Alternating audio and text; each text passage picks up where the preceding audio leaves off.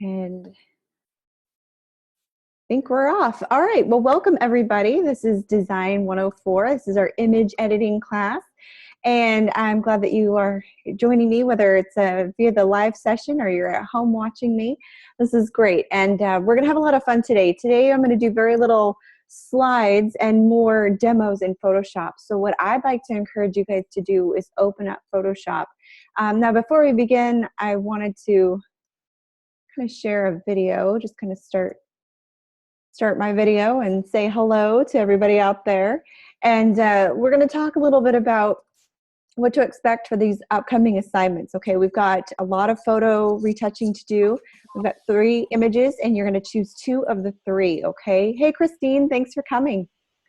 And so like I said, just go get Photoshop loaded and we're going to jump right into it. And I want you to try to follow along if you can. So go on to the website and let's talk about, or go ahead and download those images and let's talk about how we're going to do the assignment this week. So we're going to have some fun. I think this will be really cool. All right, so let's stop the video and let's jump right into how to do this. That's okay, Natasha. You can just take notes. I did want to point out, though, those of you who are watching me, make sure that you do take notes. I'm going to be moving through the directions not too quickly, but I'll be moving through them nonetheless. So I want you to take notes as you type it up or whatever you need to do to remember the steps.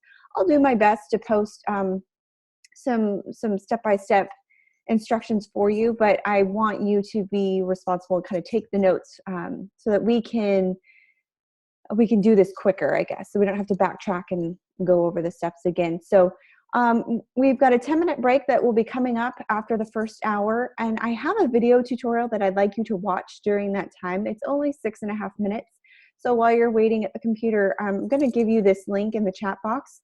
And if you have time, I'd love for you to check it out. This is going to be talking about how to do our first assignment.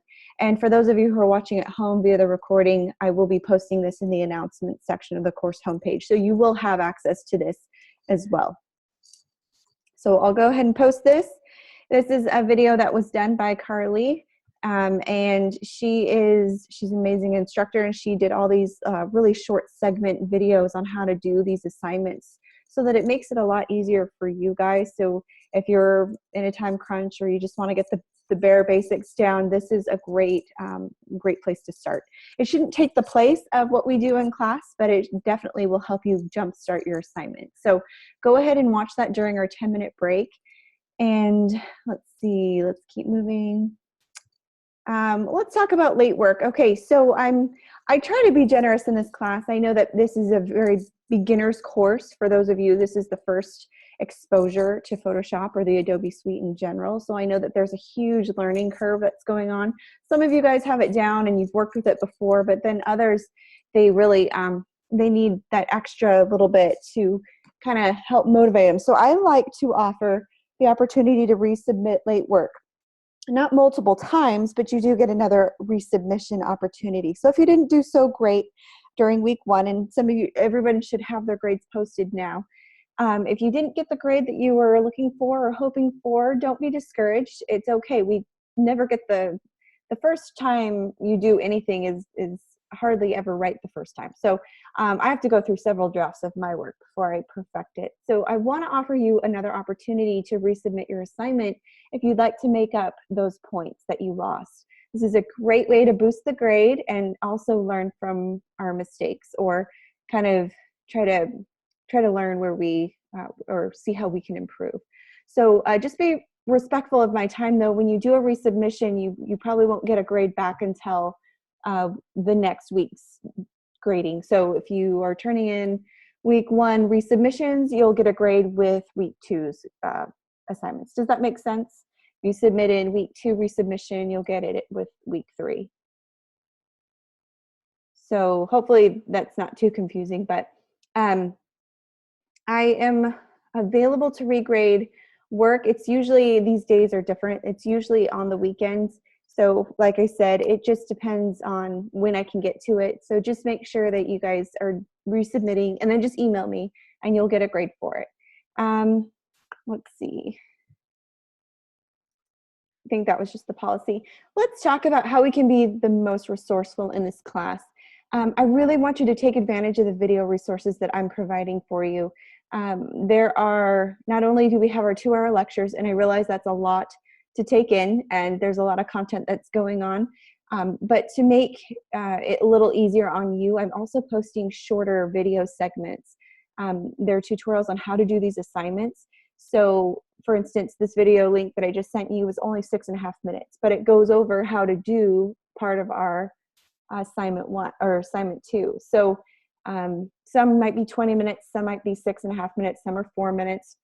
It just, the length varies, but they're not 2 hours long. So if you don't have time to watch the entire lecture, you just need to know how to do the assignment, this is a great way to get that extra help. Or maybe you're confused on how to do something or need that extra, you're missing a step or something. This video is provided for you. So there's a video that I didn't show during week 1. If we have time in this lecture, I'll show it. But there's a character called Needy Ned, and he constantly needs the teacher to hold his hand and explain everything 50 million times because he doesn't take notes. So let's not be like Needy Ned. Let's watch the videos that I post in the announcement section of the class.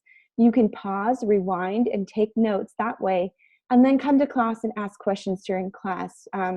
If you come to the multi-session, it's not to have me go over the 2-hour session again. If you come to me and say, I didn't watch the lecture, or I'm just really confused, I haven't watched any of the videos, I need you to go over it again, that's probably not how it's going to work. I'll probably direct you to these videos so that you can learn to take notes and learn for yourself. But I'd be more than happy to answer questions about specific things or steps that you might be missing. And then also, if you need help during the week, if you need help before my multi-session on Thursday, please attend the tutoring center. It's the Student Success Center link. It's the little tab on our course homepage, and it says Student Success Center. If you click it, it will direct you to how to access all the tutors. And they are open Monday through Sunday. So they are all week long. They've got hours posted, and even on Saturdays, they're open so that you can go in if you are working and you need help. So they're there to help. They're there when I'm not accessible. But on Thursdays, please take advantage of it. It's a 2-hour multi-session, but there's no lecture. It's just kind of come in as you want and get feedback on your assignments, get a grade if you need, or maybe some critiques before you submit your assignment. It's just there to help you. It's kind of my office hour. So I want to be able to help you guys just take advantage of those resources. He looks like a rich snob. All right, and then ask your classmates also if you need any help. Like if you're in the discussion and you can't figure out how to do something, use your peers for help as well. Yeah, Natasha, I can direct you to it. What exactly do you need help with?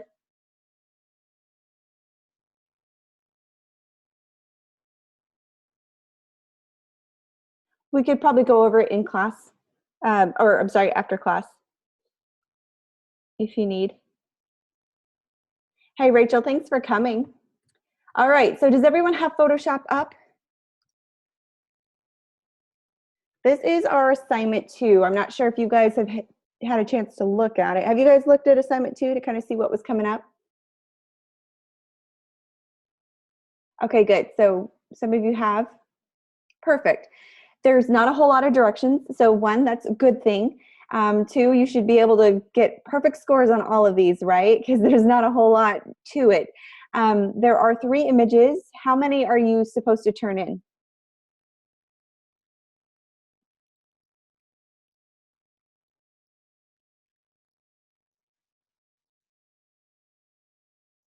2. So for this assignment, they've given you 3 images to choose from.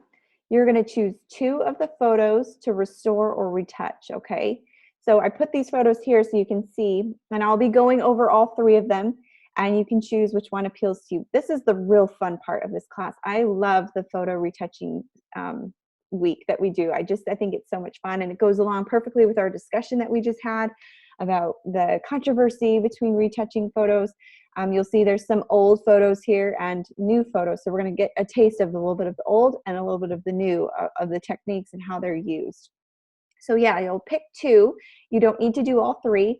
And after you open the image, I want you to right click on it in order to save it to your desktop so that you know right where it is. If you have a folder, organize it accordingly. But the requirements for this assignment are pretty simple. You're going to save it as a JPEG when you're done, and we'll go over that. And then you need to make sure that your file size is on the smaller side so that it doesn't take forever for you to upload it, and it doesn't take me forever to download it. So we'll talk a little bit more about that in just a minute, but always, always keep your native file format, okay? That means your Photoshop file. Just because you create a JPEG doesn't mean you should get rid of your Photoshop file. Because if you're going to go back and make changes, if you want to resubmit or whatever, you're going to want the file accessible. All right, here's the rubric for this assignment, okay? It looks detailed, but basically you just have to pick 2 photos and demonstrate the ability and the techniques that we're going to go over in class today. You will be graded on, did you include layers? Did you use the clone tool or the surface blur? Did you use hue and saturation, spot healing, the healing brush? We're going to be going over all of these tools, and I want to see you implement that in your retouching, okay? It's kind of hard to retouch a photo without using these tools anyway, so I mean, it'll be pretty obvious whether or not you used them. But also it's just, did you follow directions? Did you save the files as a JPEG? Last week we had to do zip files, and that was kind of confusing, but luckily moving forward we're just going to be doing JPEGs right now, so that's good. And then were your assignments neat and clean? Did it demonstrate skills? So check out the rubric before you submit it so that you can see what weighs heavier. But it is important to double check this before you submit. Okay, so let's talk about our assessment. We have an assessment in addition to these 2 photos that we're going to be retouching. It's a pretty simple one, and I'll do a quick demo for you so that you can see. But basically it's creating a design, and we're going to want to type on a path. So we're going to practice using our type tool, our type on a path, to create our design. And you can use photographs and text for this assignment if you want. I'll show you a simpler way of doing it that will probably take you maybe 10 minutes. It takes me 3, but it'll probably take you 10, maybe 5 minutes to do. So it's a quick and easy way to tackle this assignment so that you don't spend too much time on it, okay? All right. And then the rubric for this one, you'll be graded on whether or not you followed the directions. Did you create text on a path? The text must curve. That's important. We need to make sure that text curves. And then did you use images? And if you did use images, you need to use license-free stock images. And we talked about where to find that last week. So go check the recording for that, okay? There's a lot of royalty-free stock photography. I don't accept images from Google that you've pulled down. So you need to make sure that you're using high quality, high resolution images for this. Are there any questions?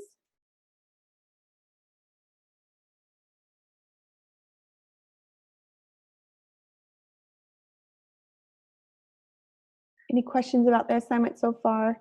Now, again, I try to provide as many resources. So in addition to this recorded lecture that you're going to have, there are 2 other short videos that will explain how to do the assignment, and they talk about the assignment specifically. So if you don't have time to watch a 2-hour segment, please make sure that you check these videos out. This is very important and can help you save time, and hopefully it's a lot easier to learn.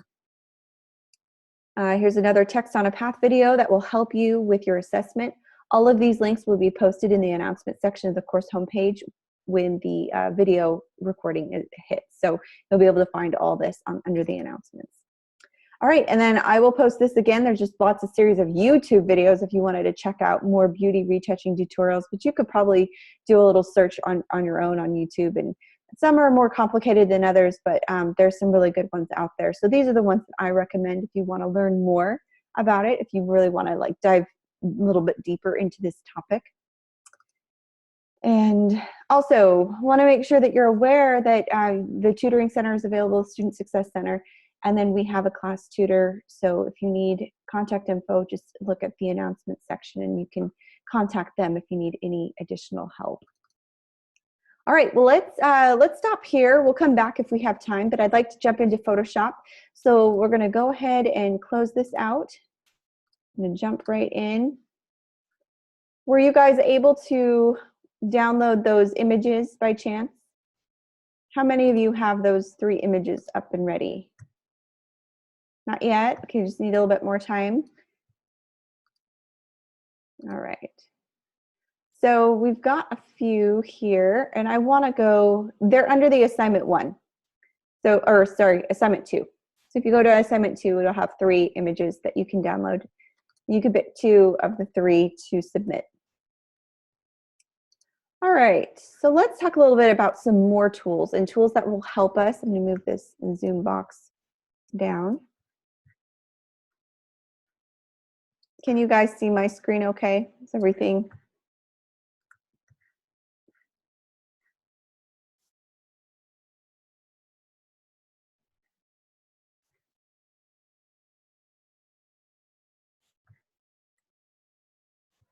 All right.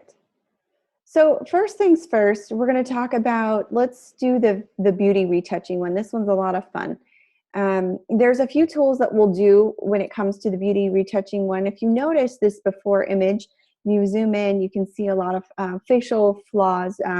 She's got maybe some acne that we might need to spot treat. There might be a little bit of shine to her face that we want to take off. Maybe some spots here in the background that we want to get rid of. Maybe clean up her hair a little bit. So there's a lot that we can do to this photo. And there's one tool in particular that I really want to introduce to you guys that is a lot of fun, and it's called the Content Aware tool. You use the spot healing tool with the Content Aware tool. And it's a great tool. With Content Aware, there's the ability to fill in portions of the photo, or you can use the spot healing tool. And the spot healing tool is found right here. Kind of looks like a Band-Aid or a briefcase. So if your column looks like mine on the toolbar, that's what it looks like. And if you hold it down, there's a lot of hidden tools. There's the healing brush, the spot healing tool brush. And we're not going to get into all of these because we lack the time.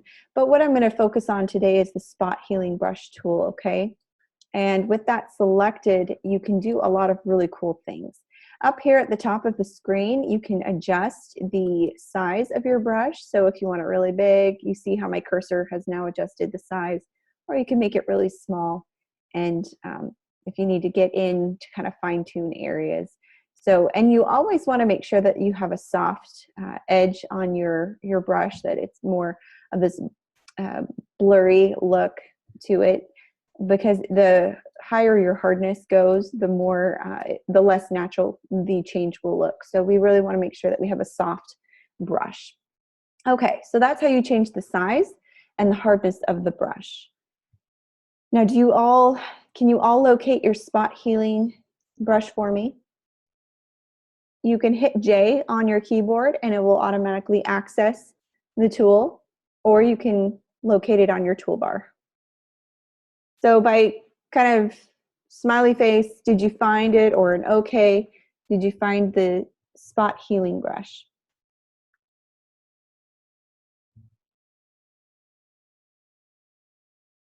Okay, Natasha, if you're having trouble finding your toolbar, you'll just need to go to Window, and you'll need to go to Workspace and make sure that your Essentials is checkmarked. And then you can arrange it however you want. See if that works for you. Okay, so let's talk about what this tool does. Now, like I said, it's a great tool. What we should always do when we're starting a retouching project, and this is very important, it's to start new layers. Never work on the background layer if you can help it. If you're using a spot healing brush tool or the Content Aware tool, you always want a new layer before you make a change. And you want to make sure all of your changes take place on these transparent separate layers. What this allows you to do is it's more of a non-destructive technique, so that if you need to hide your change, you can hide it and remove it very easily without it affecting the overall image. I was talking to a student and they said that they had merged their layers when they were doing their assignment, and I want to mention that's kind of a no-no. We want the layers. The layers are what helps us not only stay organized, but also allows us to make changes easily without destroying the overall image. Now we can go back and make changes without having to start all over again, okay? So let me pull up. Let's start with, Okay, let's start with shiny skin. So if you have an image that has really shiny spots to your skin, Rachel's asking, it's not spot touching on the new layer.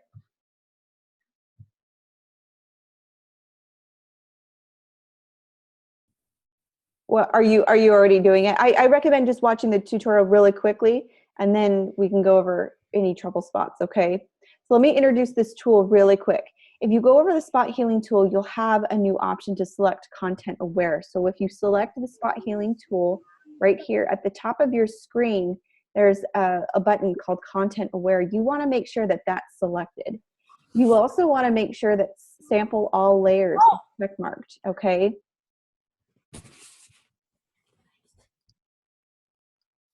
And when you have those two selected, then you're free to start moving forward.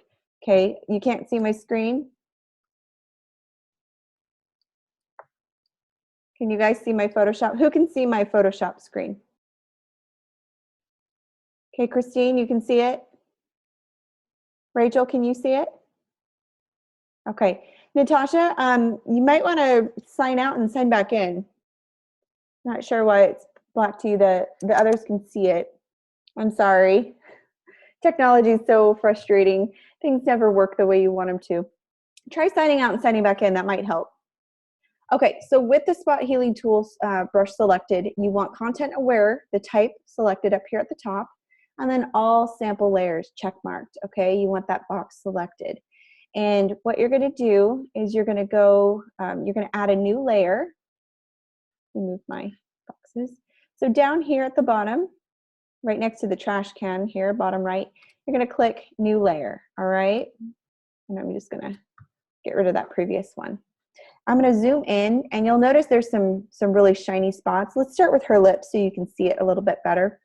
I'm going to shrink my brush down a little bit so I can get more of a her lips are so small. I want to make sure I get that surface area. So after I've adjusted the size of my brush, I'm going to just kind of click, and it now removes that shiny area. You can either click once or you can hold down and kind of do a graze, but what it's going to do is it's going to grab all of the colored pixels from around the area, so you might not get the effect that you necessarily are looking for. So in this case, when I clicked and drug all the way around, it was grabbing parts of her skin. It was grabbing areas of her skin. So you kind of want to do a little test area. So like I did before, she has this really shiny part of her lip that I want to get rid of. So I'm just going to kind of go in there and take out that shine. Okay. And when I zoom out, you can see it took that away. You can do that to skin as well if you zoom in. You can see how it kind of fills it in.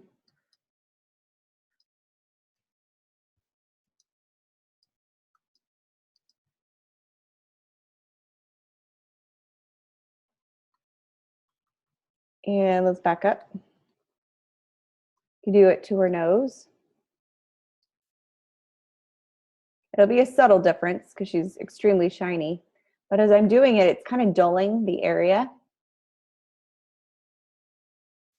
So you'll notice the first step was to take your background layer and create a new layer. So on the new layer selected, that's where you'll apply the spot healing brush. Okay. So she's got some shine here on the inside of her eye. I'm going to just go in there and clean that up. See what else is shiny. Parts of her ear. I'm trying to find shiny parts that we can darken. And undo it if you don't get the look that you're going for. But I'm just trying to take off some shine on her. All right, so you will need to kind of do, like with everything, you're going to need to go in and fine tune and read and make sure that even though you're using these tools, because they're gathering information from around the area and filling it in, you might get some streaks or some imperfections of your own as you're doing this. So you'll probably have to use several tools to make it look glossy and nice. But this is a great way to do kind of spot treatments is what it's for. All right. So again, you'll have So this is helpful in allowing you to remove spots from the image. So if we go to this one, you can use the same, it's the same concept. So with your layer selected, you're going to create a new layer. So on this new layer, I'm going to just rename it Spot Healing. And this will allow me to zoom into this picture.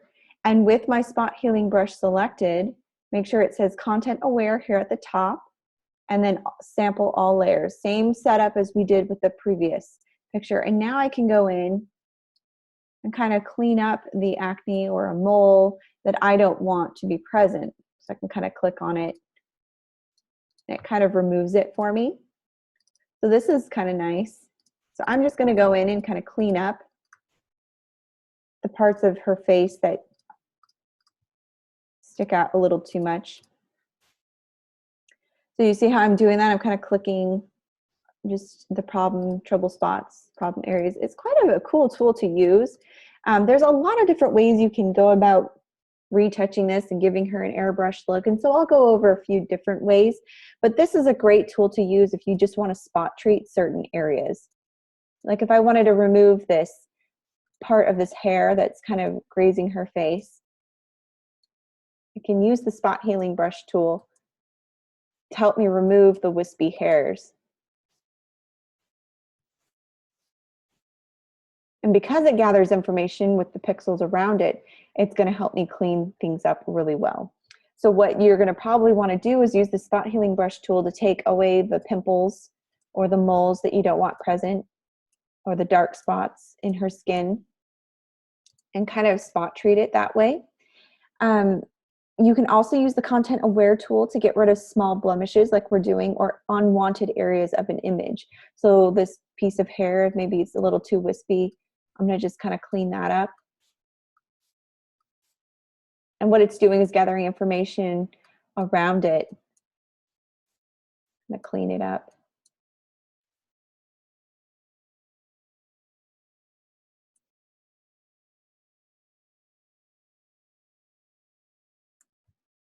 And just depending on, where it's gathering information, you'll probably get a really nice effect. So because I have a clean background, this gray background is pretty clean, it'll clean up her hair really nicely.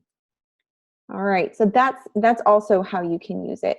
You can use the Spot Healing tool on Content Aware to take out the blemishes or the parts of the image that you don't want anymore. And that's kind of the point of this tool, is that if you see something that you want to remove, but you want to make it look natural, this is a great way to still maintain the texture of the skin and be able to kind of clean it up a little bit. And I'm only clicking about once or twice. I very seldom hold it down and move it around, especially on the skin, because I just want to spot treat the skin. I don't want to do a full cleanup like that. I want it to look natural, because you can see there is some slight distortion when I do it. If I want to take off the moles, I can do that. So this tool is really handy in the fact that it can help remove unwanted parts of the image. Have you guys tried it yet? I'd like you to take a few minutes, and just maybe 2 minutes, pull up the photo and just start using your Spot Healing Brush and just start cleaning up the acne or the parts of the photo that you might want to remove before we move forward, because I'm going to show you how to take this even one step further to get almost an airbrushed effect. I'm just kind of going across her back to kind of get rid of some of the hair. She still has some acne back here.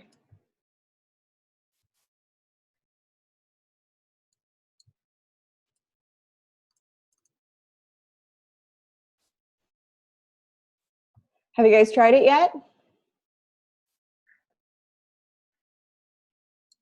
What do you think of it?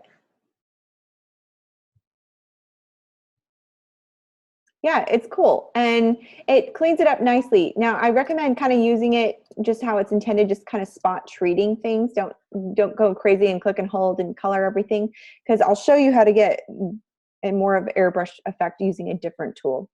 But it does work well. So already you can see a huge difference. So watch. because I created my new layer, I can hide that layer now, and you can see what the original layer looked like without those changes. So I can kind of toggle back and forth. So it makes a big difference. See that? Kind of neat to see the before and after.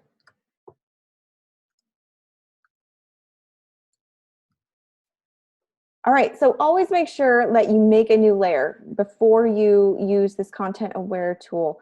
Click and sample all layers here at the top. Just make sure that's selected. Make sure content aware is selected.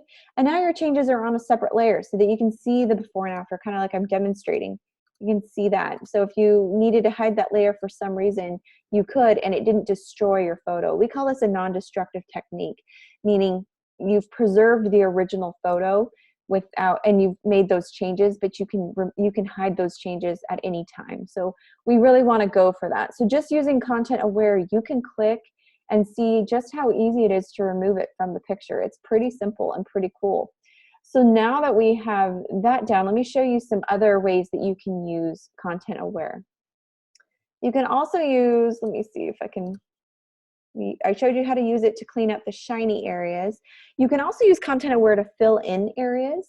So let me see if I can pull up this photo with this girl's flowy hair. I kind of zoom in here. Now, content aware fill is a really cool tool to use. If there's a gap somewhere, you can now use content aware to fill it in. So gaps in her hair, what if I wanted to go in and kind of make her hair look a little bit more fuller? This is a great tool to use. So what you're going to want to do is, like anything, it might need a little refining because it's not going to be perfect when it does grab the surface area and kind of fill it in. But you can see the before and after with the changes and what a difference it makes. So I'm going to go ahead and unlock this layer. It's my background layer, and I'm going to click new layer so that I can make those changes. I'm going to grab my spot healing brush, make sure content aware is selected, make sure sample all layers is selected, and then I'm going to go make my brush just a little bit bigger since I'm not quite as zoomed in. And then with all of those selected, you can also use content aware to kind of, well, I showed you how to get rid of objects and all of that, but what I want to show you is how to fill in spaces. So by kind of coloring in areas, it will take the information, kind of fill it in so that her hair looks just a little bit more fuller.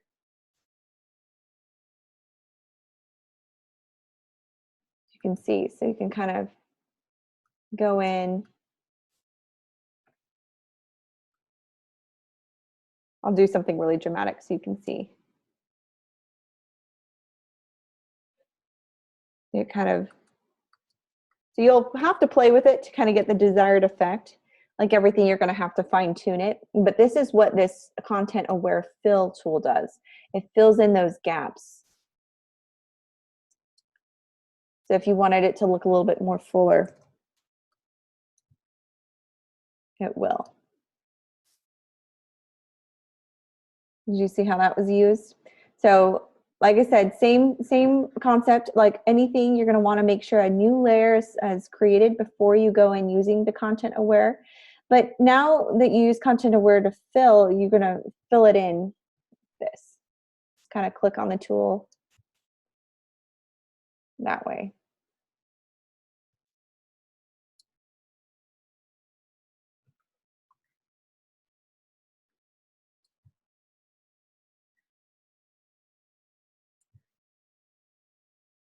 So let me just show you a quick, so if I hide the layer, now you can see what a difference it does make. You'd have to go in and kind of make it look a little bit more natural, but the content aware fill is a great tool to use to kind of fill in those areas. So you can see the before and after as I click on it, that it does make a difference. You can also use the content aware to get rid of objects. You can use the lasso tool and the trace around the object if you want to remove something. So for instance, if I wanted to remove, let's see, what would I want to remove?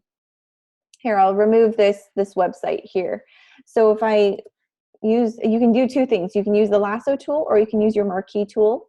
So if I just select my rectangular marquee tool like this, and then by holding down Shift Delete, it will pull up my fill box. You can also access it by going to Edit Fill right here. But it's just a quick shortcut that really saves you a lot of time in the end. So when you hold down Shift and Delete, it'll bring up your fill box, and you're going to want to make sure it says Content Aware, and then just make sure you hit OK. Oh, whoops. I got to make sure I'm on the original layer. There we go. Let's try that again. Shift and Delete, and then hit OK. And there you go. It filled in that gap for you. So it took out that unwanted piece that I didn't want. And if you hold Command D, it will deselect that for you. So just without me having to do anything, I was able to get rid of that object altogether. So that's kind of cool. After I use the content fill to fill it in, remember the keyboard shortcut is Shift plus Delete. This brings up your fill dialog box like I did. So Shift and Delete. And this is where you'll change things to foreground color, background color, etc. But you'll want to make sure your spot healing brush is selected before you do that. So when you hit Shift and Delete, you can go ahead and change those. Content Aware, sample all layers. You can also use the lasso tool if you wanted to get rid of some things. So if I wanted to get rid of some of these wispy hairs, hold down Shift and Delete, Content Aware, and hit OK. It doesn't always give you the desired effect, but you can do it a few times to see if it'll grab anything else. Yeah, and this time it didn't do it. So so then you can take your spot healing brush and kind of clean it up that way. All right, do you guys kind of get how that works? So how many of you have tried using the spot healing brush?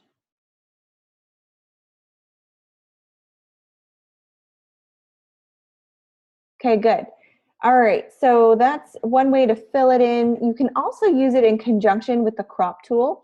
And this is kind of cool if you wanted to expand your background a little bit. So here's a picture of a girl, and I'll zoom in here. And if I wanted to make this background bigger around her, I would probably want to use the crop tool in conjunction with the content aware tool. So what I'm going to do is you can either hit C on your keyboard for crop, or you can grab your crop tool on your toolbar right here. And I'm going to expand it so that it's significantly larger. And after you hit C for the crop tool, you can expand the background of your, whatever size you want it to be. And with the crop tool, this expands the background. You'll hit enter and it will kind of make it permanent. And then now you can automatically fill in your background with your background color. Right now I've kind of got a default, whatever your background is set to. So it automatically fills in your background with whatever background color it is. But now select the newly added part with the magic wand. And the magic wand can be found under the hidden tools if you see the quick selection tool, or you can hit W on your keyboard. By selecting once, it highlights this new area that we created. You guys see that? And then again, hold down Shift and Delete. Make sure that the contents say content aware, and then hit OK. And by doing that, it's going to grab my background color and pattern, and it's going to pull it in for me. Command D will help you deselect. So that's kind of cool how it just expanded that background for me, made the picture a little bit bigger, and it saves you a ton of time. So you didn't have to do that manually. So, and now you've basically filled in your background using the content aware tool with the crop tool. This is a really neat way to kind of expand your image, make something bigger if you need more white space to add text or whatever it is. This is a great way to use it. So we've kind of gone over how to use the content aware tool in how to fill, how to crop, and how to do spot healing for beauty retouching. So are there any questions or as far as what I've gone over so far?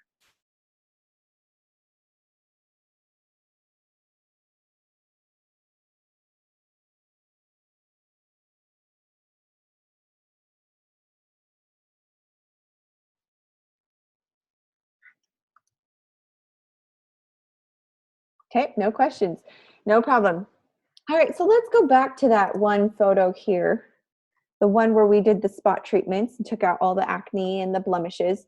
Her skin still doesn't look very glossy, and we really want to make sure that we make it look instantly softer. The way that you do that is using the surface blur tool. There's lots of different ways you can get that effect, but my favorite is the surface blur tool. You'll use the surface blur filter to make skin instantly look softer.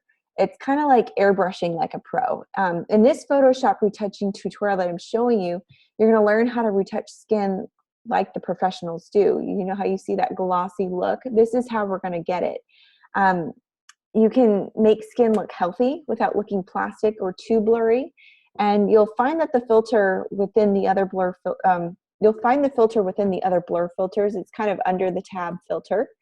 And then you go to blur, surface blur. You guys see where that is? So I want you to try to locate it for me. It's at the very bottom here. And it'll bring up this dialog box. Whoops. Make sure I'm on my original layer. So I'm going to go to filter, blur, surface blur. All right, and you can zoom in here. And what I want to pay attention to is her eyes, the hard edges around her eyes. The skin will look soft and glowy, but I want to make sure that the eyes don't lose any kind of, I want to make sure the edges are still crisp and clear. I don't want anything to look blurry. So you can adjust your threshold depending on what you want it to look like. Before we do that though, we're going to create a new layer. And we'll go to filter, blur, surface blur. Oh, whoops. There we go. The background layer. Okay. So with the surface blur, you can adjust the radius however you want, or the threshold.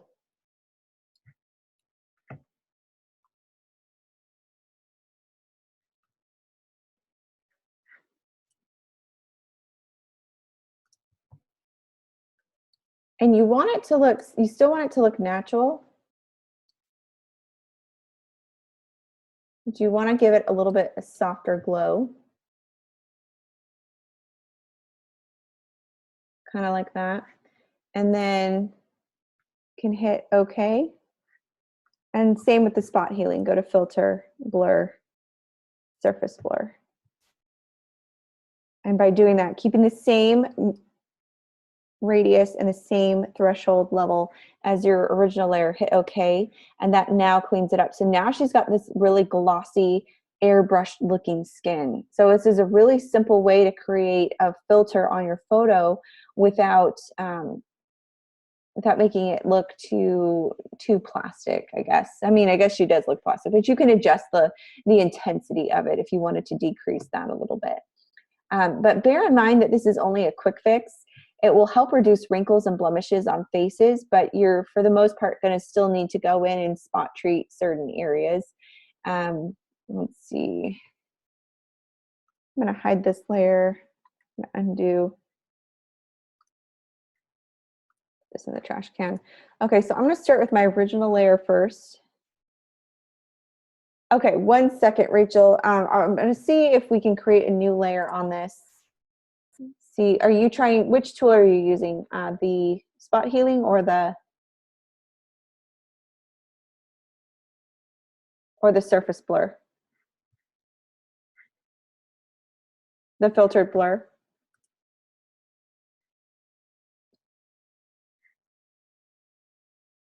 Yeah, I'm getting that too. So what you're going to have to do is go to your original layer. So for layer 1, this is where you'll use the spot healing. But for your original layer, you'll want to go into filter. So just do it on your original layer if it's giving you that notice. Sometimes it won't let you, which is kind of frustrating. But the more I adjust my threshold, the more glossy and blurred it does look. We don't want it blurry. We still want to make sure that the eyes are crisp and that the edges of the face have a hard edge so that it doesn't look too fake. So you kind of want to adjust it the best you can. I'm going to use 20 on that.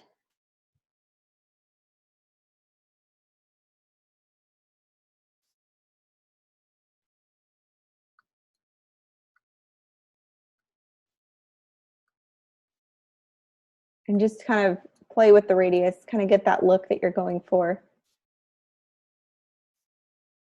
You can hit OK. And then on your layer 1 is where you'll use your spot healing if you wanted to go in and kind of touch things up.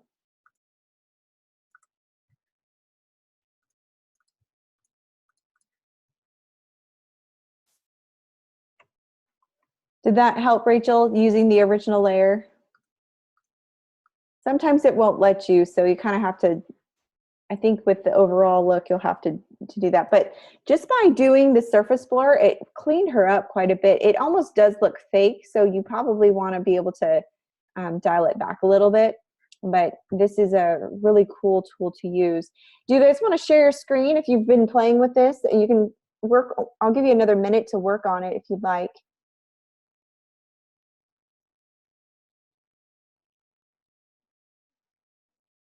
If you want to share your screen and kind of show what you've been playing with, I'm just going in and going to spot treat her face even more.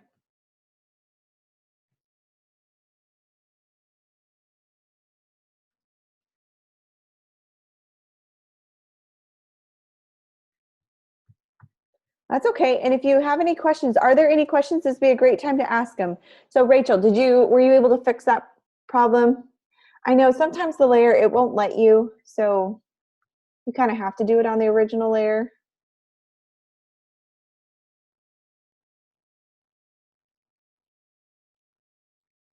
Okay. Perfect. So hopefully it gave you that look you're going for. But it's kind of a neat tool if you go in.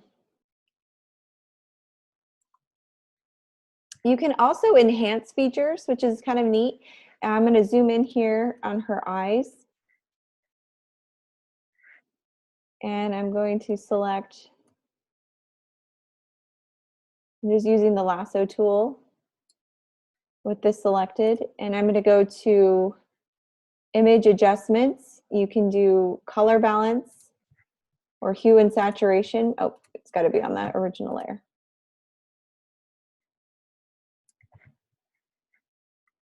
And you can change the color of her eyes even. That's kind of cool if you wanted things to pop. You want to give her blue eyes. So kind of going for a really dramatic look here. Command D will deselect it.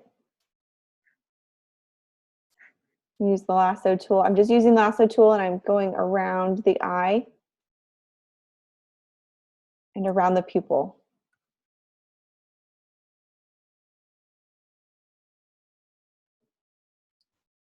Like this. And then I'm going to go to image adjustments, color balance. By using the color balance tool, this allows you to kind of change colors. That looks like a match. I'll hit OK. Hit Command D to deselect. So you can get a really dramatic look that way. You see how that looks? That's kind of cool, huh? I like that.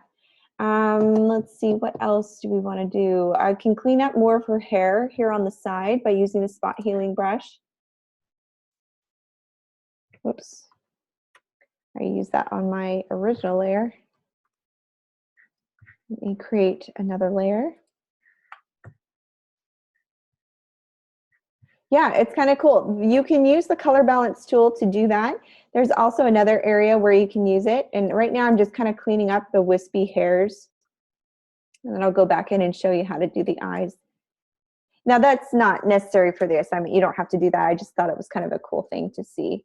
You always kind of wonder what goes on behind the scenes, and now you kind of get to see the tips and tricks of the industry.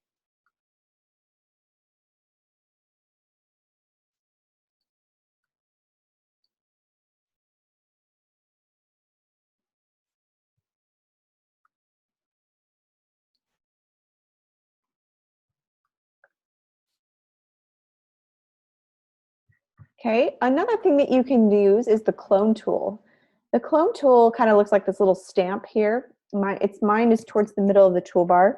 If you zoom in, clone tool is a really cool tool to use because from the toolbox, you'll choose the clone stamp.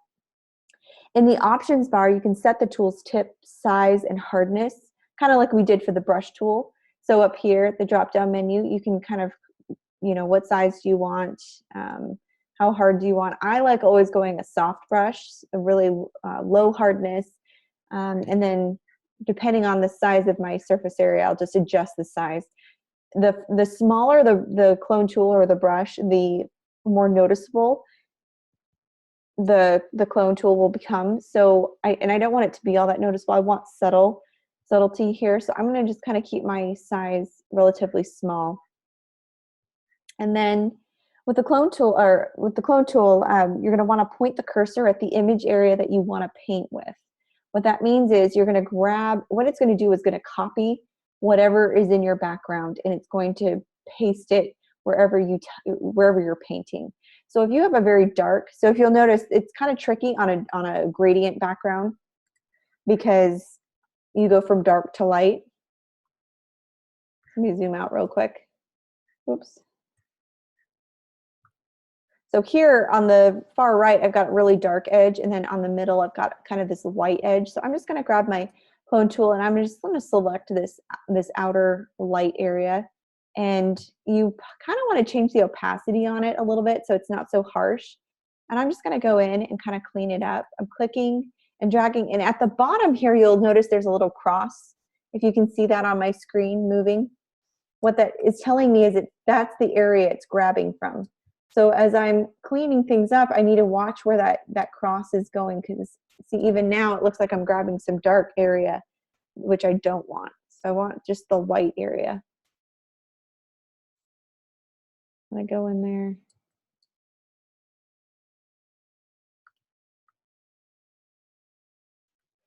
Yeah, I showed you how to change her eye color. I can do it again.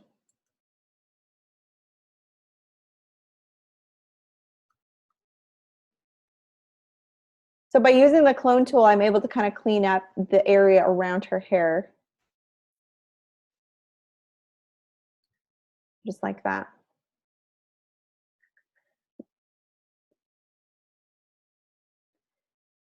Okay, so take notes, Natasha, okay? Because we're gonna have to move on for sake of time. But basically what you're gonna do is you can use your lasso tool, or you can use your quick selection tool, however you wanna do it. And you're gonna go to your layer, your original background, and you're gonna select the area around her eye.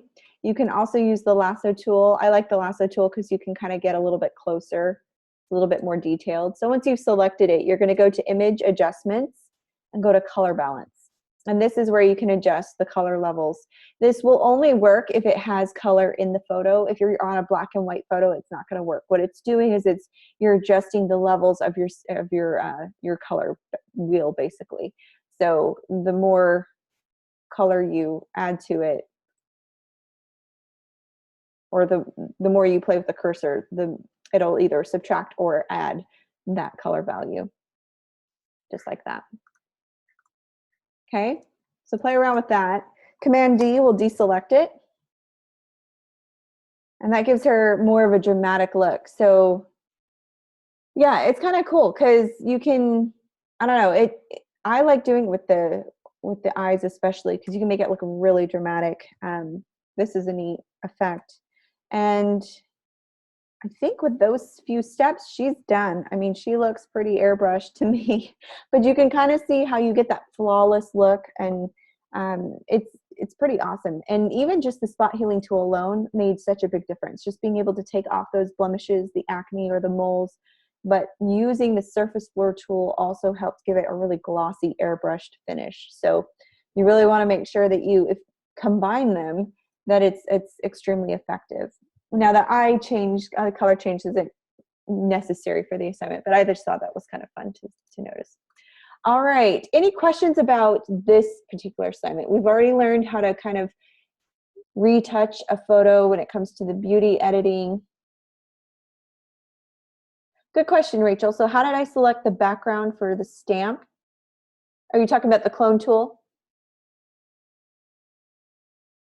Okay, yeah, so you've got the clone tool selected, And what you're going to do is you're going to select a portion of the part that you want to copy. You're going to hold down your Alt Option button and click.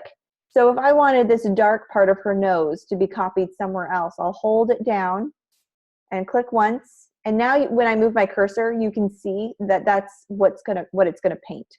That's the surface area it's grabbing from. And when I click and hold down, you can see that cross on my cursor. It's showing me where it's grabbing it from. So if this is a less than desired place that you want to grab from, if you want something, oh, that's too dark, grab somewhere that's lighter. So I'm going to grab from maybe her under her eye and kind of lighten up what's on her nose. Kind of like that. See that? It's option, your Alt Option button. It's your Option button if you don't see Alt. It's right next to your Command button if you're on a Mac. Alt if you're on a PC, Option if you're on a Mac. Good question. So we've kind of airbrushed this thing to death. I think that there's not much left to do on this one. There's also some cool tricks that you could do if you wanted to kind of heighten the look of the images. Go to Image Mode, or I'm sorry, Image Adjustments. There's a tool called Brightness and Contrast. Now you don't want to do this one to death, but it is kind of cool. If you have this preview button selected, you can adjust the brightness of a photo. The problem is you need to make sure that all the layers are selected before you do this. Don't do what I did. Hold down all the layers so that, and you can even group them. Command G will group them. And then you can go to Image. Oops. Let's see if it'll let me.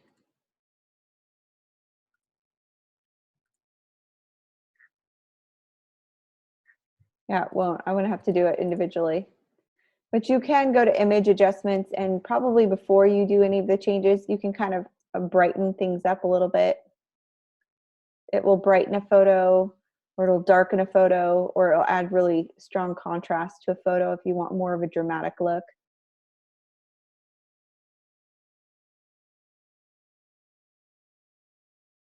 So for this one, if I just wanted to adjust it slightly, like 5 and 5, hit OK, and then I'd have to probably do that to each layer.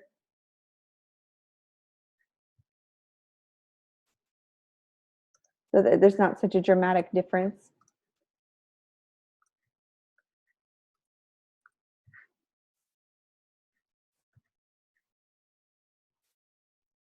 Hit OK. So now I've kind of brightened the look of the image a little bit. So this is kind of a neat, this one was a lot of fun. This is actually my favorite photo to retouch. But when you zoom out, you can see all the incredible changes. And when you hide the layers one by one, you can kind of now see how there was such a difference in it. All right, any questions about this particular photo before we close out of it?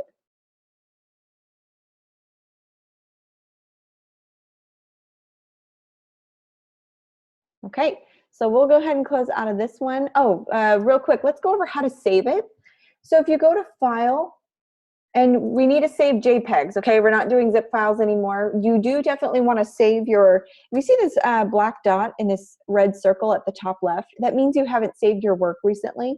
So by saving your work, you can either hit Command S if you're on a Mac or Control S if you're on a PC. It will bring up your save box. And this is just a shortcut. Save it somewhere, and you want it to be your Photoshop file. So it needs to be a PSD file, so look for the extension PSD. Save it, and then it will automatically save it where you told it to go. But that's your Photoshop file. You will not be uploading that one. That's just for that's for you to keep, because if I come back and say, hey, you need to do this or add this technique to this photo, you're gonna need to go back in. So just have that for your records. What you are gonna send to me is the JPEG. So you're gonna go to File, Export, Save for Web, right here. You guys see that? And it brings up a Save for Web dialog box. The JPEG does not need to be high. It can just be medium or low. Let's do medium.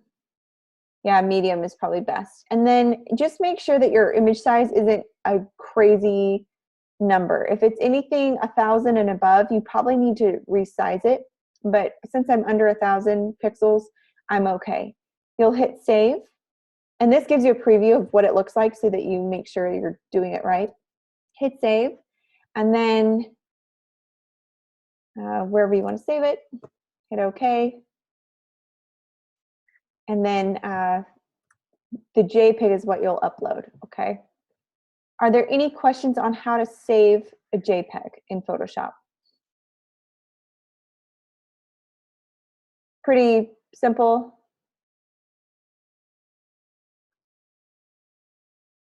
Okay, would anyone like to share their screen as far as what they've done? Do you have any questions? Do you want any help?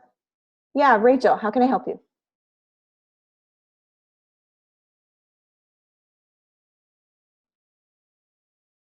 I'll go and let me see. Here, Rachel, I'm going to unmute you so you can talk. Go ahead and ask your question. When I was saving it, to change the file size of the JPEG. Yes. Just to make it to a smaller size, I think. Oh, just to make, yeah, no problem. So if you go to Files, Export, Save for Web, and it brings up the dialog box. There's two places that you want to make sure that you adjust if the file size is too big. First one is the preset. You want to keep it at medium. Low is going to look too pixelated and low res, so keep it at medium, or you can keep it at high. That's fine, but you can kind of adjust here if you want it medium or high. This will adjust your file size. So if your file size is too big after you've done it, and it's taking forever to upload, this is where you'll go and adjust it. But you can keep it at high for now. Image size right here, just make sure it's under 1,000 pixels, and mine is well under, so it should be okay. And then you'll just hit save. Does that make sense? Yes, thank you. Yeah, no problem. Those are good questions. And then it'll ask you, where do you want to save it? You'll hit okay, hit save. Any other questions?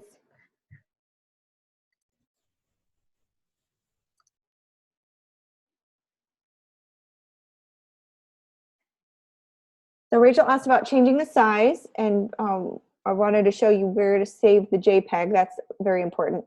Now, true or false, you're uploading your PSD file too.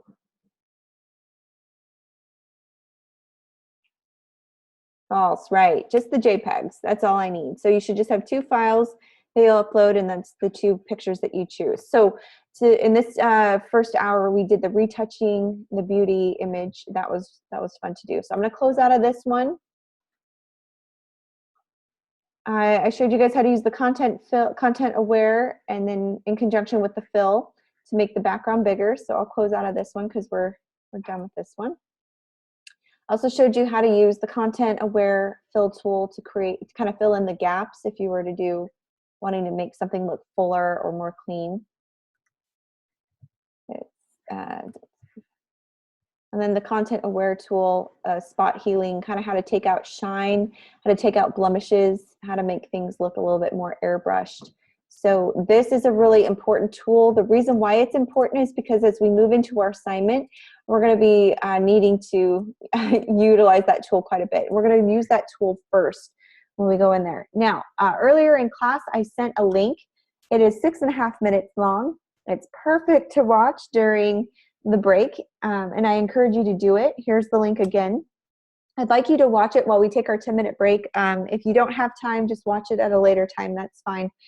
It just demos how to use the content aware tool. So if you're still kind of iffy on how to use it, this gives you a little bit more explanation on how to apply it to this specific assignment. So what I want you to do over the break is, if you have time to watch the video, great. If not, we'll go over a few things and you can watch it later. It's only 6.5 minutes, so it's pretty short. I'd like you to grab your images that you downloaded from assignment 1. So next we're gonna be doing the dog and the family, and kind of pull that into your Photoshop. And the next one is also the cat photo. And this is actually what you would see if you were retouching an old photograph. You're going to see creases. It almost looks like it was scanned in, and you're going to want to clean it up. This one will probably take a little bit more time. It's a little bit more tricky because it is very flawed. Let's see. We'll click out of here.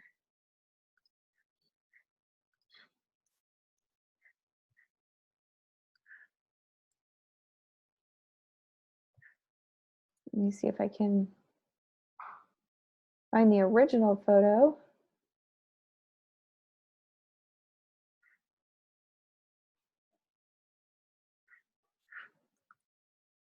Okay, there's the original photo of the dog and the family, and it's got quite a lot going on here. So place this image, yep, save it. So go ahead and pull both photos into your Photoshop, and we'll go over how to tackle these ones. These ones have some steps to them. You'll be definitely using your content aware tool for this big rip in the picture. It's going to be kind of tricky, but these two photos do take some time. They're not quite as simple steps as the beauty retouching one, just because these do have what are weathered photos and they have significant flaws.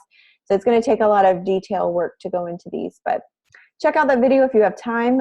But otherwise, just get these pictures pulled in, and we'll go ahead and start working on how to do these, add some non-destructive layers, and get these all touched up too. So you can kind of pick and choose which ones you want to do for the class.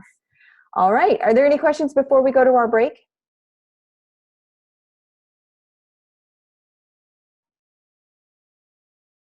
We're all good? All right. So I'll go ahead and go to our whiteboard here, and we will take our 10-minute break.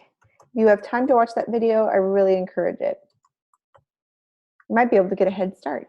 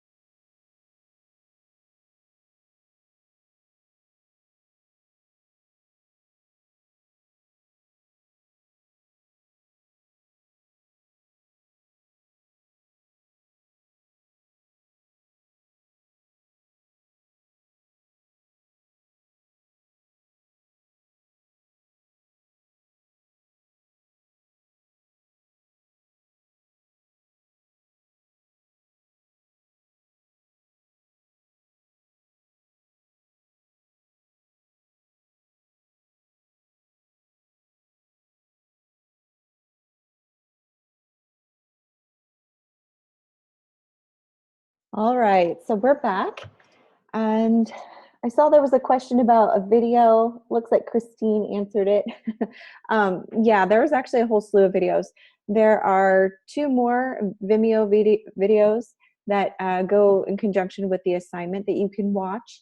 There's also a whole list of YouTube videos that I recommend you check out. So yeah, you're not hurting for videos. They'll all be posted after class. So just make sure that you check it out when you check out the recording as well. Good question. Anything else that came up while we were taking our break?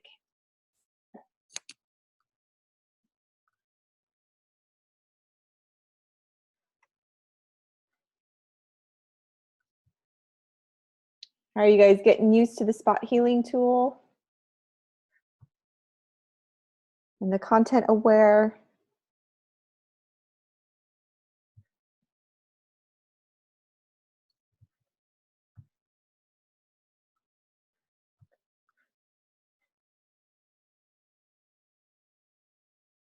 All right, so for the next one we're gonna do, we're gonna focus on this cat photo, okay?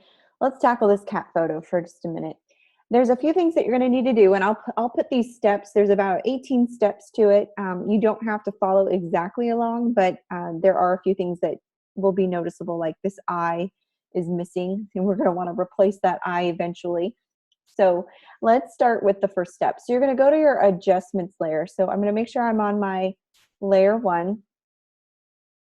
Let me drag this in real quick. Hold on. I want an old photo. Pull it in here.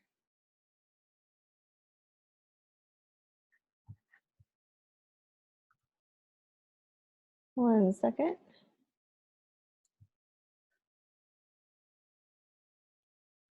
Okay. So then you're going to want to make sure you're on your adjustments layer. Then you're going to click on exposure. Okay. So you're going to go to, probably duplicate this layer. There we go. Yeah. I'm going to, let's see. Right click, duplicate layer. This will be your image. Hit OK. All right. Now you're going to want to go to your image adjustments or adjustments layers. So let's look for that. Let's see. Adjustments, where's layers? Color balance or exposure. So let's try exposure. It's the first one that I recommend using. So you'll go to your adjustments layer, then click on exposure.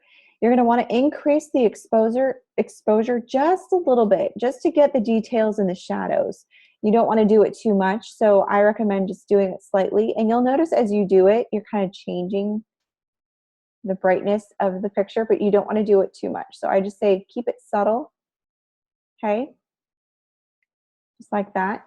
You could even go to image adjustments, go to color balance, and you can kind of take out the yellow if it's too yellow. Kind of find a good balance there. Maybe take out a little bit of magenta. Hit OK. So you kind of brightened it up. You took care of the shadows. You got rid of some of the shadows. And then you're going to want to change the tones to shadows. So shadows are really red, so you want to move toward the cyan. So in your adjustments, color balance, you're going to want to move more towards the cyan. So get out of the red is kind of the idea. But ever so slightly, okay? Then you're going to want to make a new layer. And you're going to want to use the clone stamp. So remember how I taught you how to use the clone stamp? You're going to copy an area of a picture and then paint it over another layer. So you also want to make sure that you use all sample layers is selected. So grab your clone stamp. The clone stamp tool is the letter S on your keyboard. And then you want to make sure that sample says all layers, okay? Right here at the top. You can adjust your opacity if you want, or you can keep it at 100%, just depending on how harsh you want the copy to be made. I'll keep it at 100 for now, and I'm going to adjust my brush size just a little bit. And then I'm going to paint over the crease. Oops. So I'm going to grab this black area down here, hold down Option or Alt, and I'm going to kind of paint over this. This is a good way to use your clone stamp tool. You can zoom in if you need to get closer. I'm going to hold down my Alt Option button, kind of go in here, clean it up. I'm just going to kind of paint over this crease. Now be careful with these vertical lines in this curtain, because what happens is you can see it bend if you don't clone it in the right place and then stay exactly straight. You don't want to see the curtain bend at all. I'm just kind of going over it, kind of smoothing it out. Oops. With the clone stamp tool, you can only do really small sections at a time. I don't recommend going all the way up and down because it will grab from all different areas, and we just want to make sure we can control what is being copied.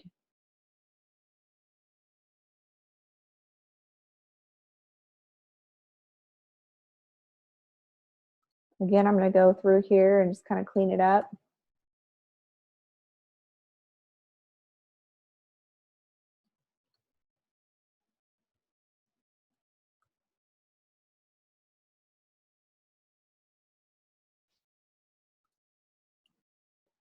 So already I'm getting rid of the static, it looks like. But remember, just pay attention to where your cursor is. If it's getting a little too close to an area that you don't want to copy, just go back and hit Alt or Option again to grab another section of the picture. And just do small sections at a time. Right now my photo is kind of in grid mode, so this kind of helps me block out little sections of the image that I can work on at a time. And I'm just grabbing different parts of this black area to kind of make this section look smooth, crisp, and clear. So I'm getting rid of this static, I'm getting rid of the crease. This is a great way to kind of clean things up just by using the clone tool. Now, could you use the spot healing brush here? Absolutely. You could use that. You could also use the content aware fill. You just have to be careful because sometimes it grabs other parts of the image. But in this case, I could even do that. I could grab this section here, and we'll see what it does. It sometimes gives you a weird effect, so you kind of have to make sure you're using it right. But I'm going to hit Shift Delete. We'll bring up my fill and make sure it says content aware and hit OK. And there it goes. It cleaned up that whole section for me. So you can either use your clone tool, you can use your spot healing brush. Content aware works great. I can grab this lasso tool. Command D will deselect it for you. I'm going to grab this lasso tool and I'm going to kind of grab around this section here that I want to fill. I'll hit Shift Delete again, and this will bring up content aware. I'll hit OK. And again, it filled in that section. Command D will deselect it. So it left a little bit of a white crease here, so I'll have to go through that and with the clone stamp and kind of clean it up.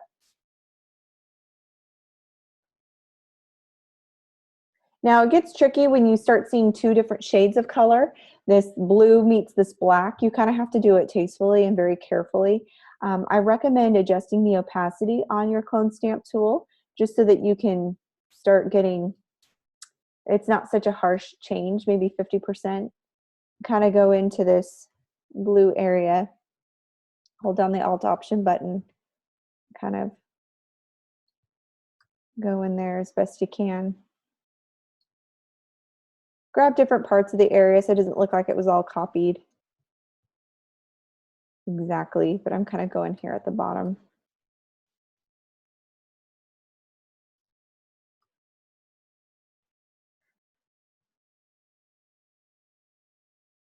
Okay, so now that I've done that, I'll zoom out and you can see even when I hide the image, what a difference that makes. Okay, and then you'll want to, same thing with these curtains. We'll zoom in, these can get a little tricky. So what I'm going to do is you can either do content aware or you can do your spot healing, or you could even do your clone stamp. But I'm going to try to see what content aware can do here. So I'll highlight this section. I'll go to Shift Delete and hit OK. And yeah, it didn't grab the area that I wanted it to. So I'm gonna have to do this one manually. Command D will deselect it. With the clone tool, this is probably where I'm gonna wanna use the clone tool. I'm gonna start here at the top portion, the lighter portion of the curtain. And I'm gonna click right on that brown crease and I'm gonna make sure it lines up. I want my cursor to be large enough where I can see that everything is lining up. There is no bend to it. And I'm gonna kind of go in, kind of clean this up as much as I can. I'm gonna start on this right side. Now, right now my opacity is set to 50, but I can move it back up to 100% and that'll give me a little bit more clarity when I'm going through here. But I'm just gonna go up and down, trying to avoid the bend in the curtain if I can. Start at this new section up here at the top, line it up. Same thing with this dark area. And I'm gonna just kind of clean up this crease. The idea is to kind of get rid of the crease. But I'm starting to get bend in the curtain, so I need to kind of dial it back a little bit. Just kind of need to be careful how you color over it. That looks better. And again, you can kind of hide that area to see the big difference that we made. We cleaned that up quite a bit. All right, so again, it'll take too much time to go through the whole thing, but you get the idea. Then you'll have to do the right side, and then you'll have to clean up the static parts of this pole here. This is, if you wanted to take that off entirely, we could use content aware. So I'm gonna just grab my marquee tool here, and we'll see what it does. I'm gonna try to see if I can get rid of this part of this window. If I click on my Shift Delete button, and then make sure it says content aware and hit OK. Oh, it won't let me do it on that layer. So I'll go to my copy layer and I'll do it again, Shift Delete, and we'll hit OK. There you go. So that filled that in. It kind of took away that part. That's kind of neat how you can get rid of things. I'm going to try to get rid of this little blurry box. I don't know what this is, but I'm going to hit Shift Delete, hit OK. And it just filled in the gap for me. So already I'm kind of cleaning things up and it looks good. So are there any questions as to what to do for this one? We're not quite done. I'll do the eye next, but just how to clean up the static. Any questions as you're following along?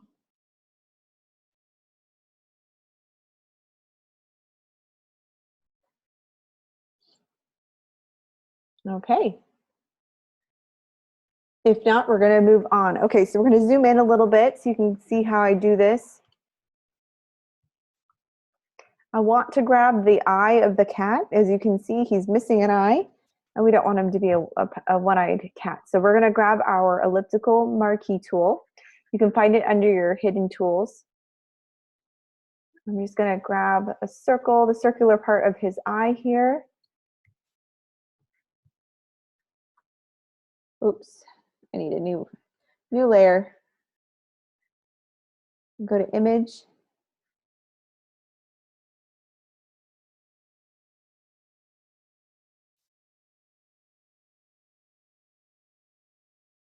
Or actually, I'll use my lasso tool.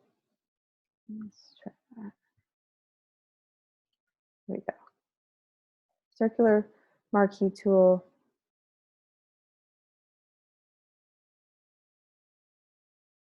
Or draw a circle around it. Hit copy. Then I'm going to go to my next layer and I'm going to paste it into my new layer. You won't see it because it pastes right on top, so you'll just have to click and drag with your move tool over here to the other side.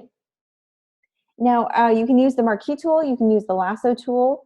You basically want to copy the original layer, but you'll paste it on a new layer, okay?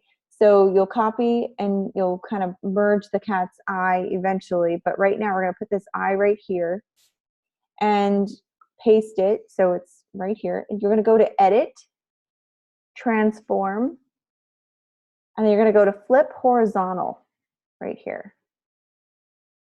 And that will flip the eye so it gives you the correct location of the pupil. And then you're going to use the erase tool to kind of blend the area. So right now I kind of have a harsh edge on this one. I'm going to line it up where his eye needs to go. I'll grab my eraser tool and I'll adjust my brush size. Make sure it's small. I'll adjust the opacity a little bit. Needs to be moved over just a tad. Yeah, he almost looks cross-eyed, huh? All right, and then you'll grab the eraser tool, and you can zoom in for this if you need. But I'm just going to erase the edges here, so all that you see is the green eye. I'm going to clean up the edges. I adjusted the opacity so that it gives me a little bit cleaner edge. Then I'm going to zoom out. I move it down wherever it needs to go. And just like I showed you in the other assignment, how to treat the eye, you can do the same thing here if you wanted to brighten it or if you wanted to give it some color. But using the eraser tool to clean up the edges of that new copied eye. And then you can use black on a paintbrush to make the pupil a little bigger in both eyes if you wanted. So I'll grab my paintbrush tool and I'll make sure your foreground is set to black and just kind of click in there. Make sure that pupil is nice and dark. And then let's see what else. Yeah, so once you've touched it up, gotten it to look the way you want, you will go into, remember how to save it, go to File, Export, Save for Web, and then you'll adjust your settings here. This one is over 1,000, so what I recommend doing is just kind of adjusting the size to maybe 900, and then it'll make it a smaller photo. Just make sure it's under 1,000 so that it's not such a large upload, and then hit save, and that will create your copy. But you will need to clean up the static as best you can. He needs an eye, definitely. You might want to take off the shine on here and kind of clean up the image the best you can, just demonstrating lots of different tools. Are there any questions? How did you copy the eye after selecting it? Yeah, that's a great question. So I'll back up. So what I did here, I'll hide these layers. I went to the original layer and I grabbed, you can use the lasso tool or the marquee tool, and I just did a little circle around the eye. Then when you see that dotted line appear, you'll hit Command C if you're on a Mac or Control C if you're on a PC, and you'll go to a new layer, create a new layer, which is my layer 4, and I'll Command V, we'll paste it. You won't see it, but it's pasted right where you dragged it. So you kind of click it around. There we go. There's the eye. Just like that. Okay. Good job. I know it's hard remembering what the PC I know a lot of you are using PCs, but it's hard to know those shortcuts because I only work on a Mac, so I have to remember those as well. Just remember to paste that eye onto a new layer so that you can clean it up without destroying the photo. But you can notice there's a huge difference. When I take off all the changes we did, it's really dark. First we brightened it and cleaned up the exposure, and then we added the eye. And then we cleaned up the side of it. And so there's a lot more that needs to be done to this photo, but you can easily do that with the spot treatment tool or the spot healing tool or the clone tool.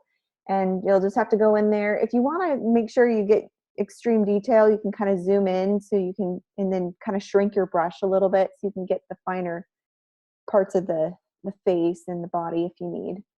Are there any questions about what to do for this image?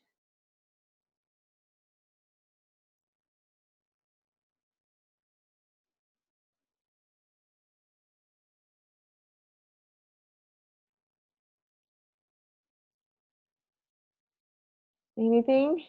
You feeling good? Okay, let's move on to this one.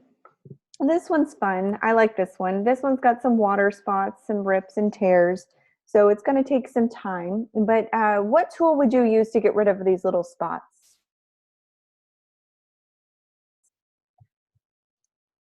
What's the first thing we'd want to tackle?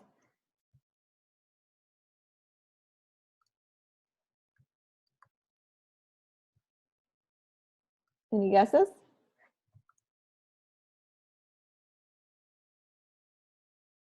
So the first thing we probably want to do is the color balance, right? We want to adjust the color because what's the first tool that you would use to clean up these spots on the photo? What tool would you use? There's no right and wrong. It's just, yeah, you can use the spot heal, absolutely.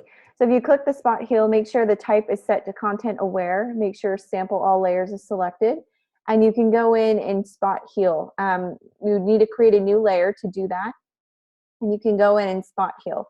Before we do that though, we're gonna adjust the exposure on the photo. So good job, Natasha. Yeah, that's exactly right. We would spot heal it. You could even use the clone tool. You could even use the content aware fill tool. That would also work. And we'll do a little bit of all three in just a minute. But let's click on the original image here. We're gonna adjust the exposure. And if you go to adjustments and go to, I'm sorry, the color balance. Adjustments, color balance.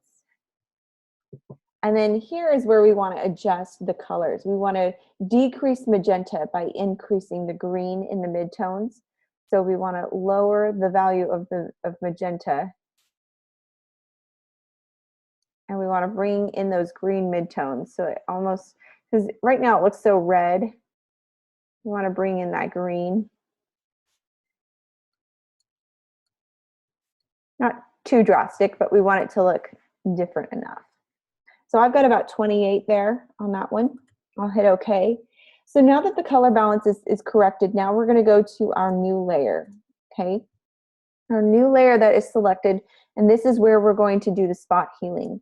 So you could either, you have a few choices. So I'm going to make sure my spot healing brush is a little bit bigger. I can click here and remove it, or you can grab your marquee tool and do the spot healing.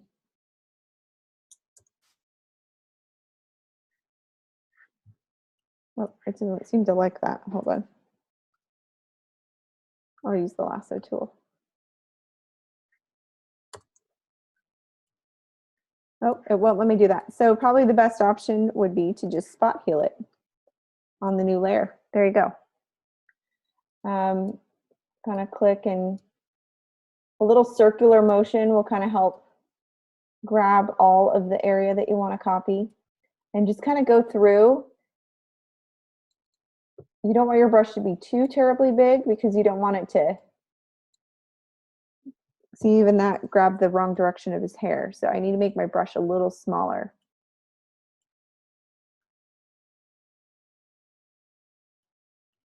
I'm just going to kind of click around it.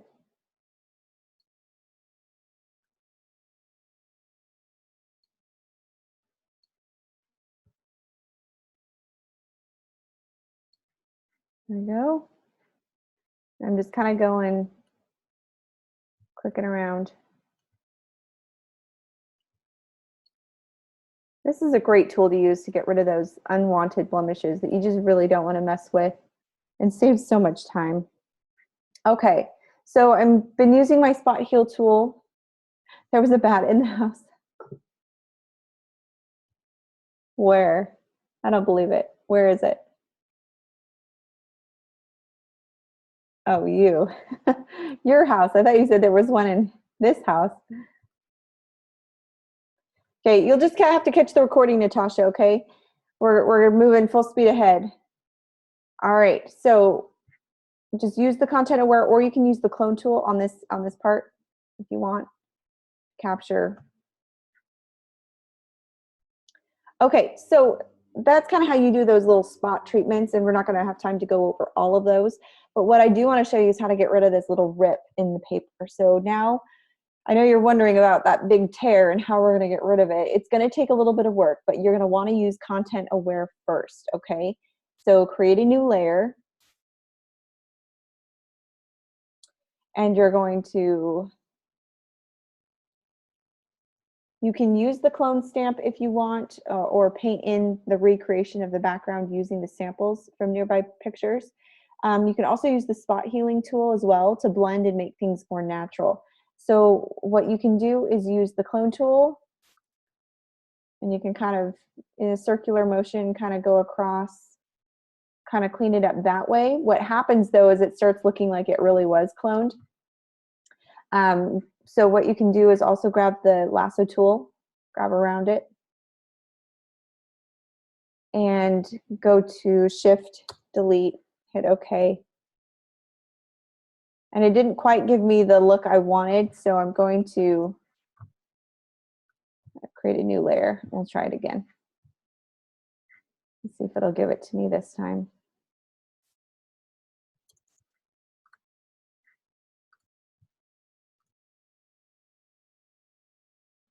All right, let's try it. Doesn't want to do it. Hold on.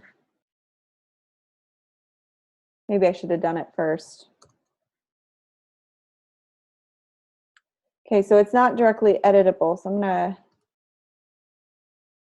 gonna duplicate this layer. Oops. Ungroup it. Go back to image, adjustments, color balance. Take out that magenta, and then I'm going to add a new layer. And we'll see if it will let me do it this time.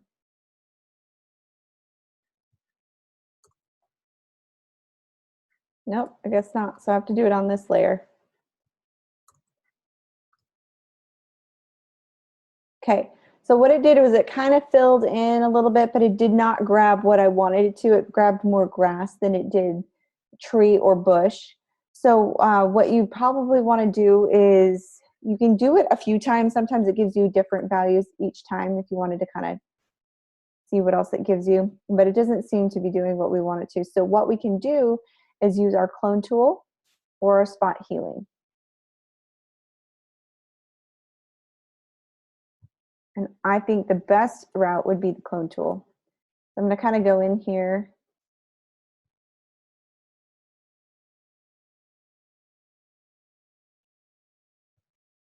And you're going to want to grab things from the left and the right. Problem with this is you don't want it to look too cloned. You're going to have to do a little bit at a time. Going in a circular motion, I'm going to just kind of clean this up. I want to go across and make sure the fence is copied.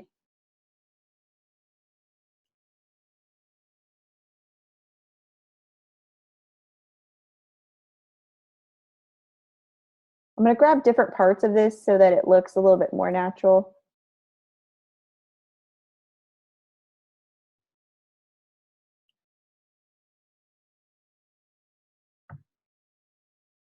And again, you'll probably just have to play around with it. We don't want it to look too.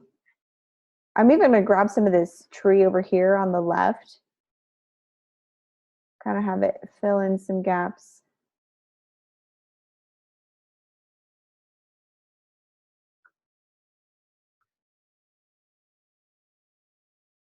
The idea here is to try to get it to look as natural as possible.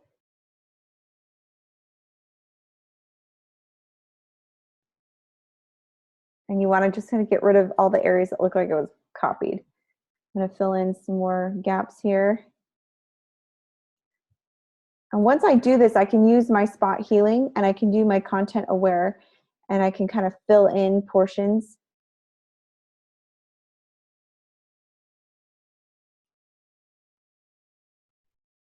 Just like this.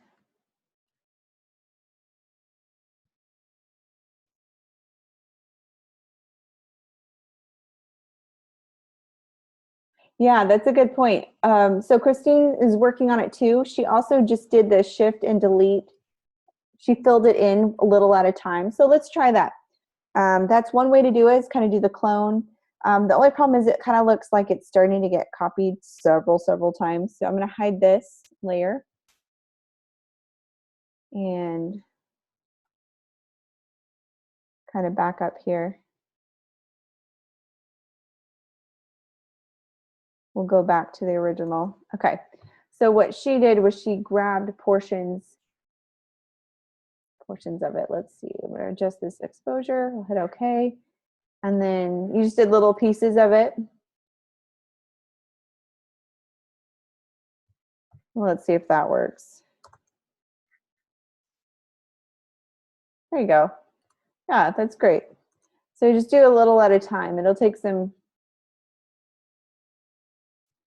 practice. some patience, but you'll kind of have to go in and play with it. But that's how you'll take care of the rip. You can use the spot healing as well to blend and just kind of make things look a little bit more natural. That kind of comes in handy too if you're coloring things in. But I would use the clone tool first and then kind of fill in the gaps. All right, let's see what else. Oh yeah, then you'll go to File, Save As, save it as a JPEG. And one last thing that we haven't gotten to is the assessment, the type on a path assignment. So it's not letting you do it, Natasha. Okay, just make sure you're on the new layer. Do you want to share your screen?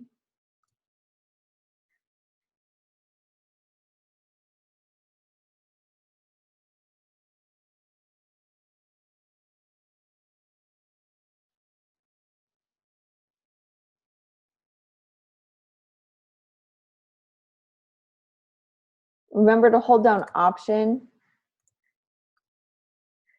before you, or to copy the area that you want to if you're on the clone tool. Let me know if that helps.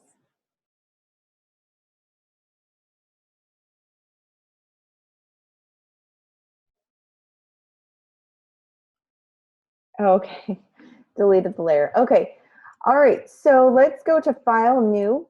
The assessment calls for a 5x7. So we're going to do a 5x7 inch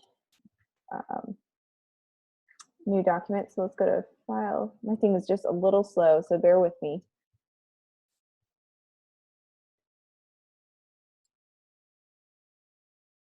All right, we all know how to create a new document, right?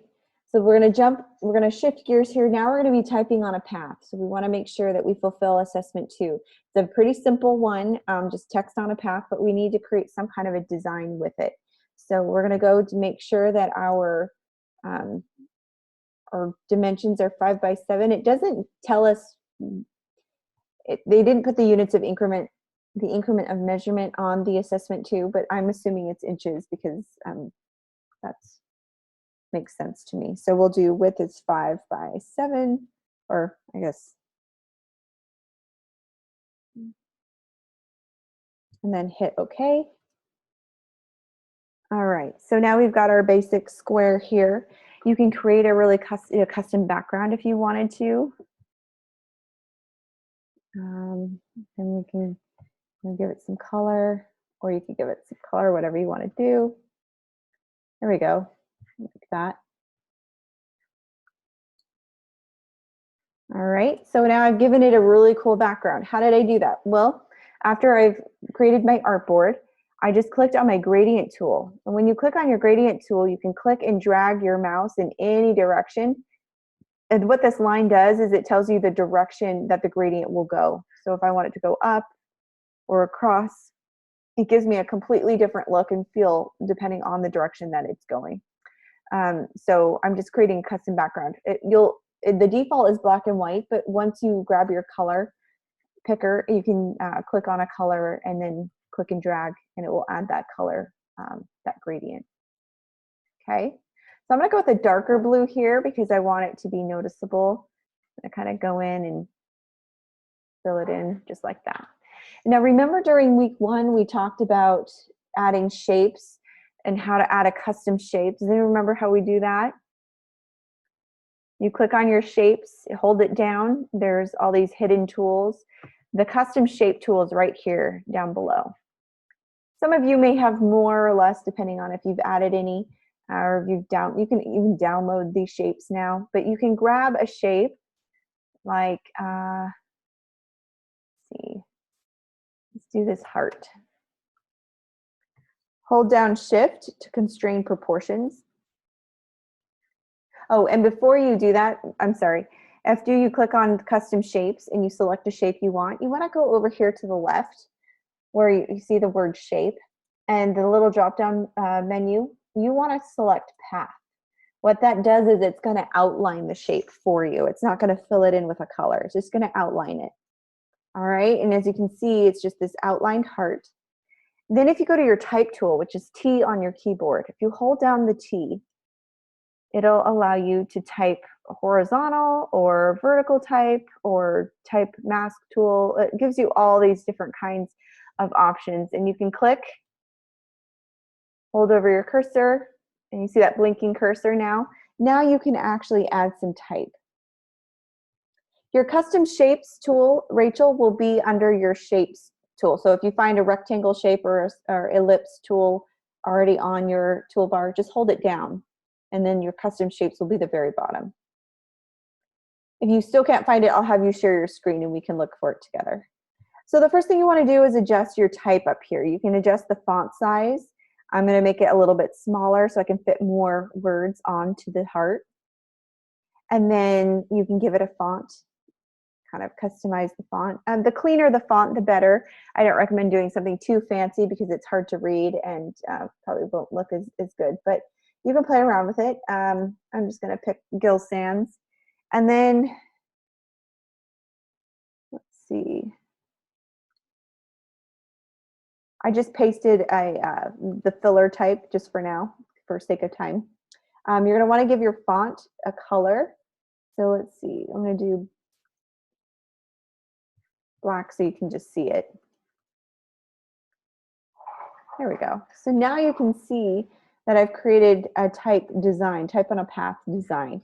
This is a pretty simple assignment, so there's not much more to it than this. But if you wanted to go in and kind of customize something, you can even play with your blending modes and see if that does anything. You can change your blending mode and kind of see if you can get a different effect.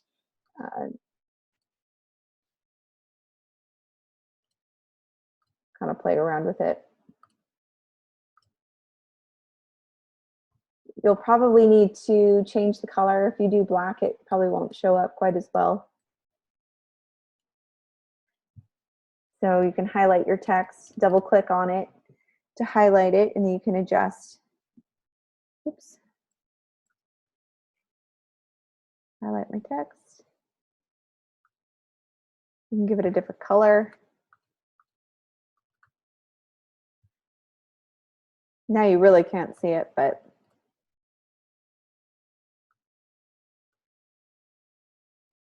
that's kind of a cool effect. It has this little gradient inside of it. Anyways, play around with it. I want you to have fun with it. You can do all sorts of things for this assignment. I'm not going to go too much into it because I want you to kind of get those creative juices flowing, but this is kind of the basic bare bones of the assignment. Are there any questions on how to type on a path, how to get this effect? I will be posting a Vimeo video. It's about a 4-minute video, I think, on how to do this one. This will all be under the announcements by tomorrow morning, so you should have that. Any questions on assessment 2? This should be a really easy assignment. It's worth 80 points. So this is a great way to kind of play around and get a good grade for it and kind of help boost your grade a little bit. Are there any questions before we start wrapping up?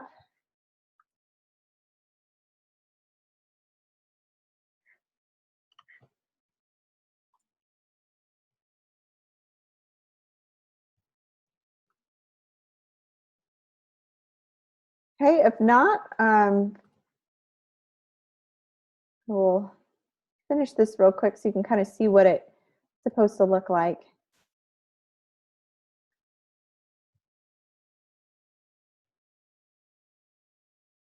Kind of going in here one row at a time to kind of fill in the gaps. And it's going to look really cloned at first, and then I'm going to go in and do the spot healing tool. I'm going to kind of color it in, kind of take away that cloned look.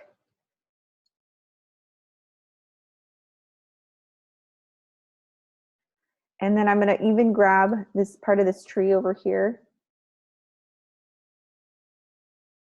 kind of add it in. It doesn't look quite as cloned.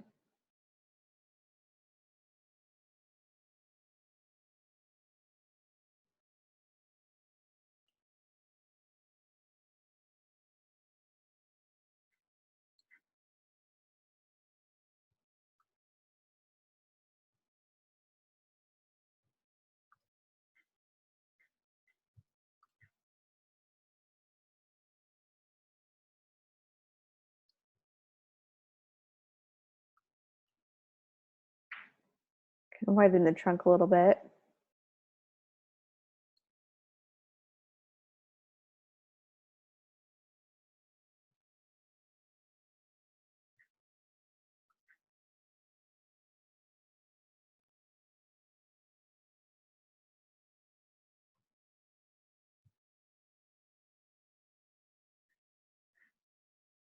All right, so anyways, you get the idea. You'll probably have to spend some time on this.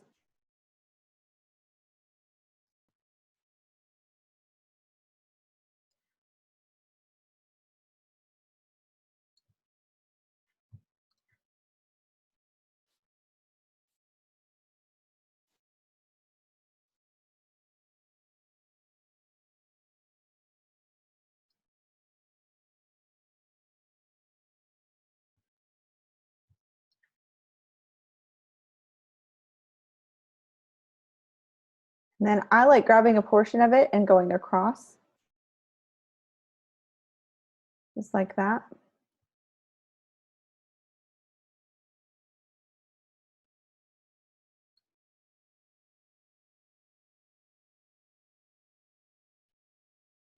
And then you can grab the spot healing brush and kind of, I use a circular motion to kind of, or a straight line to kind of grab other areas. Just like that. Okay, so there's some, it's gonna look a little bit cloned, but you'll have to spend some time and kind of blur it out. You could even play around with the exposure and kind of see what you could do to kind of clean it up. But how did I type on a path? So what I did was, after you have a custom background, you'll grab your type, or you'll grab your shapes tool. Remember, we were looking for custom shapes. You'll go to path, make sure that your setting is on path, and then it will outline your shape. You'll have to click and drag it. Hold down shift to constrain your proportions so your heart isn't skewed. We don't want that. If you hold down shift, it will allow you to draw a true perfect shape. And once you've chosen the shape, then you'll grab your type tool, and you'll notice how your type tool cursor changes to this like wavy line that's going through it. That means it's ready to type on a path. It's going to type on a curve. So if you click anywhere on that path, and then you can type your own words, or you can copy and paste some Latin text. And once you've done that, give it a color so it can actually show up and be legible. And then you'll probably want to play with the blending modes to kind of give it a cool effect. But that's how you type on a path. Does that help, Rachel? It's a good question. Well, we're all out of time. If you need any more help on these, I'll be posting those videos for you guys, and they're more of a condensed version on how to do the assignment. So hopefully that helps you out. Are there any questions before we leave? You guys have been great. Thanks so much for sticking it out. I know it's late on the East Coast for some of you, but hopefully this is a fun assignment. I really want you to have fun. I want you to kind of practice and play around with the tools that we learned today. But I appreciate you guys coming, and we will see you hopefully at the multi-session. If you have any questions or want to get some grading feedback, come see me on Thursday. If you need help before then, go see the Student Success Center or visit the class tutor, okay? Thanks for coming, guys. We'll see you later.